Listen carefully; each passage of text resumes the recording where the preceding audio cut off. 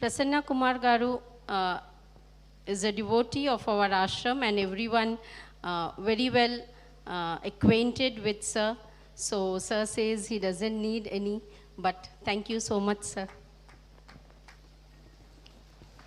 Pranams at the lotus feet of Sri Sarada Mata. Pranams at the lotus feet of Bhagwan Sri Ramakrishna. Pranams at the feet of Swami Atmavidananda Ji Maharaj. Pranams to all the Swamijis. My esteemed friend for several years, ever smiling Satyanarayan Rajgaru. My former colleague, Sri J.S.N. Rajgaru. Sri D.V.S. Rajgaru. Sri Varma Garu. ఈ ఆడియన్స్లో ఉన్నటువంటి శ్రీమతి శాంతమ్మ గారికి, పెద్దలందరికీ నమస్కారం, పిల్లలకి ఆశీస్సులు. This is one of the best days in the year for everybody in Vizag. I say one of the best days because the winter starts receding, the summer doesn't pick up. Luckily for us, humidity is not there. And one of the holiest places that I often visit is a temple. It's a pilgrimage to me. Sri Ramakrishna Mission very colorfully celebrates the Jayanti of one of the greatest men who ever lived on this planet Earth, Swami Vivekananda. Therefore, this is a very auspicious day. I'm very happy for one reason in particular. There are so many young people. Normally in meetings, so many young people are not seen. And you are celebrating this as National Youth Day. Independence Day celebration is generally a celebration of elderly people. National Youth Day celebration is a celebration for the future of India. So what you are doing today is celebrating hope for the future of India. This is therefore one of the happiest days in everybody's life. So many youngsters are there. Because there is nothing like youth power. I must tell you that one of the greatest moments as a teacher of social sciences, I'm often asked a question. When do modern times begin? What is the beginning of modern times? I say for India, the modern times began on September 11th, 1893, when a monk who was not known to many went to Chicago. I visited that building, went to Chicago. He was astonished, he was nervous. He said, I am a fool, I did not prepare. So many people have come with prepared addresses. I have come without a prepared speech. And when I looked up, there were 7,000 people, as was narrated in the video. I was nervous. But suddenly, I prayed to Goddess Saraswati. And when he said, brothers and sisters of America, there was thunderous applause. That was the beginning of modern times for all of us. Because why you ask a question? The world came to know about India then. All invasions, all devastations. Nobody knows anything about India. Nobody knows anything about India. Nobody knew anything about India then. What is this country? Who is this monk? And he said in his beautiful small speech, my country is a country that tolerates all religions. My country is a country in which people who are banished from other countries, they come and settle here. My country is a country where all religions are treated equally. All humans are treated as divine beings. We are not human beings, he said famously. We are divine beings in human form. That was his message. Swamiji's lecture drew thunderous applause. But please remember, Swamiji had a lively sense of humor also. Some of you are teachers. If you go to the class and always talk about the lesson seriously, you will not be very popular. You will not be very successful in life. Keep smiling. There was a debate in England in a university recently. Our students are learning etiquette but not manners. What is the difference between etiquette and manners? Etiquette is wearing a suit, standing up, doing the prayer. All this is etiquette. Manners are something more than that. Manners, they defined as two things. Always say please, always say thank you. Even if your father admonishes you, even if your teacher admonishes you, thank you, madam, for admonishing me, I learned a lesson today. I say to please and thank you, add one more. That is smile. If you add smile, there's nothing like that. Whenever I feel dull, I read Swami Vivekananda's works. For the simple reason that Swamiji had a wonderful sense of humor. He went to America, Kanyakumari. I don't know how many of you have seen Kanyakumari, but except during the pandemic year, for the last 40 years, every year we go to Kanyakumari and stay at the Vivekananda Kendra, every year. For inspiration, for intellectual strength, fortitude to be developed, we go to Kanyakumari. Why? 3 oceans meet. The Indian Ocean, the Arabian Sea, the Bay of Bengal, they meet. The sunrise and the sunset. What a beautiful place it is for meditation, for thinking. And that is the gift of Swami Vivekananda.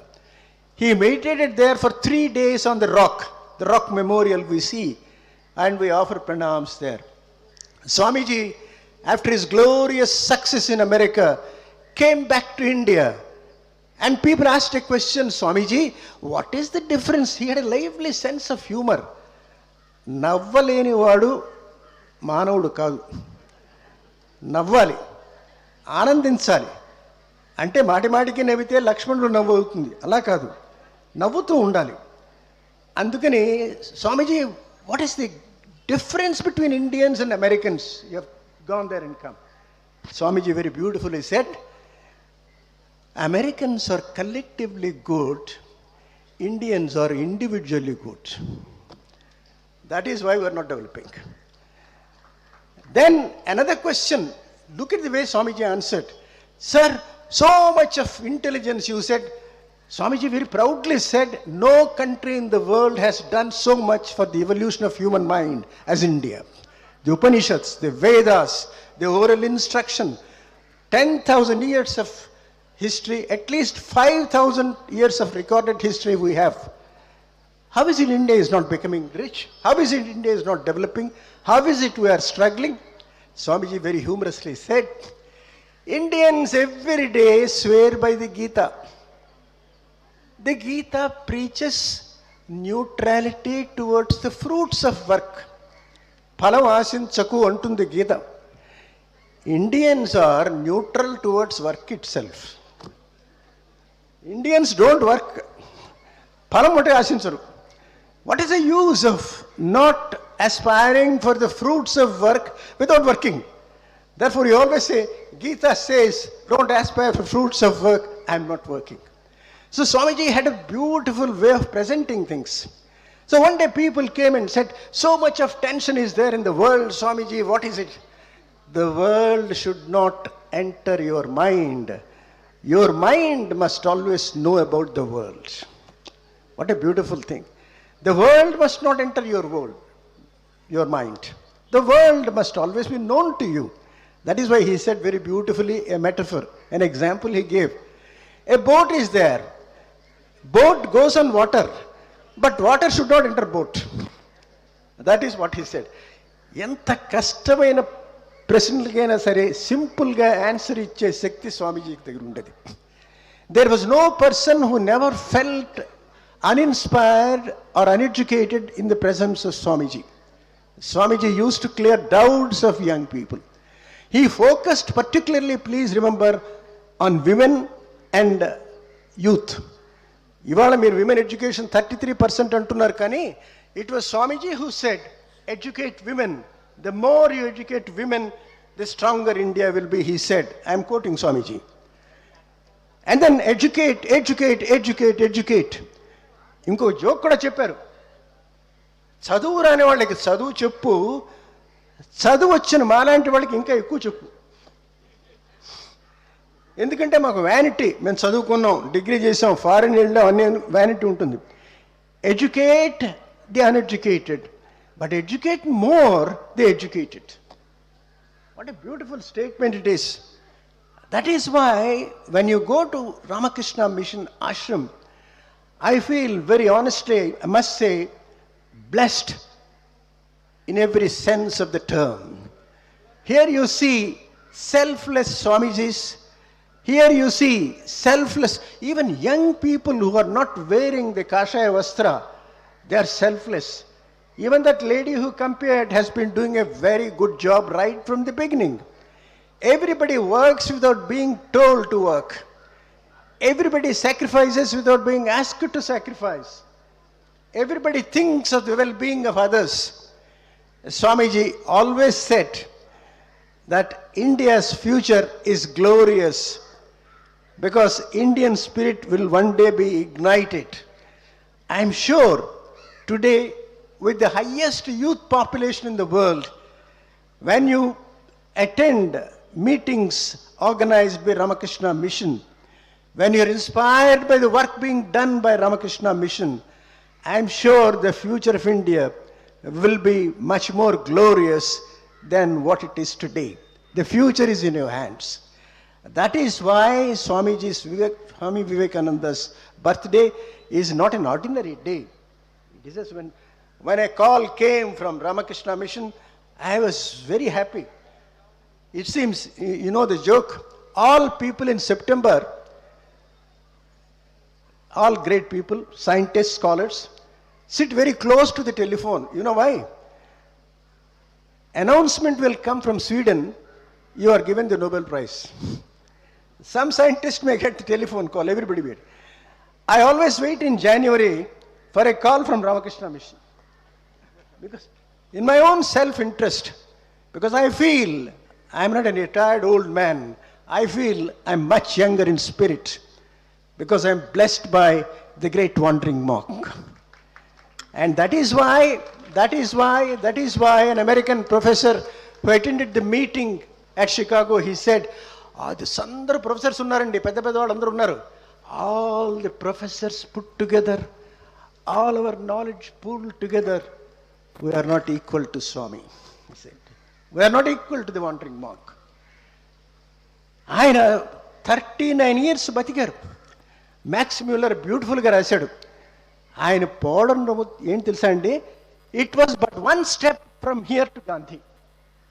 ఆయన పోవడం, గాంధీ రావడం, రెండు, that was the beginning of India's resurgence according to Max మ్యూల్లర్.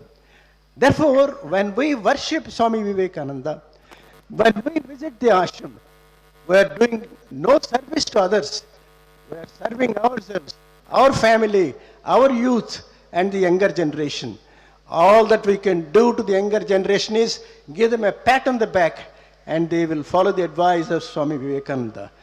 On this very holy occasion, auspicious occasion, I offer my pranams once again to Swami Atma Vidyananda ji and the Swamijis for honoring me with an invitation to talk to you, to share my views this morning. It is one of the happiest days in the year because it is a day of optimism, it is a day of hope, it is a day of celebration. God bless you.